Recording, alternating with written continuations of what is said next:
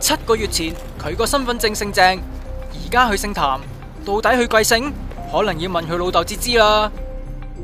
改名冇業主，買樓騙徒呃290萬落網，做足一場大龍鳳，騙徒當然唔止佢一個。首先有個主謀喺田土廳拎到大圍名城一個單位業主嘅資料，上年12月再去到中原扮業主，以低過市值1成920萬放盤，又話有租約唔方便睇樓。第2個月真係呃到個買家喎。呢個時候到佢出場啦，改咗自己身份證個名，去咗銀行開戶口，跟住再上律師樓，仲要唔喺律師行簽字，期間又話唔記得帶身份證，後補WhatsApp副本，哼，又竟然俾佢過到骨喎，呃埋律師樓放訂金290萬入去戶口，之後佢改翻姓譚，從此消失。案件咧發生咗之後咧，其實真嘅業主咧都要喺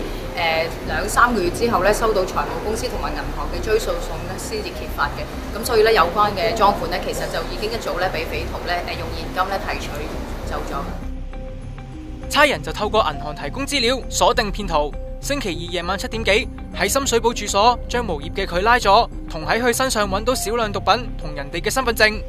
其後再拉多2個男人，分別幫手偽造文件同洗黑錢，而主謀就仍然在逃。至於被呃咗290萬嘅買家，原來筆錢係屋企人俾佢做首期嘅，而家梗係冇錢再上車啦。我哋律師樓啊，經紀代理都願意負責任嘅，我哋係一路都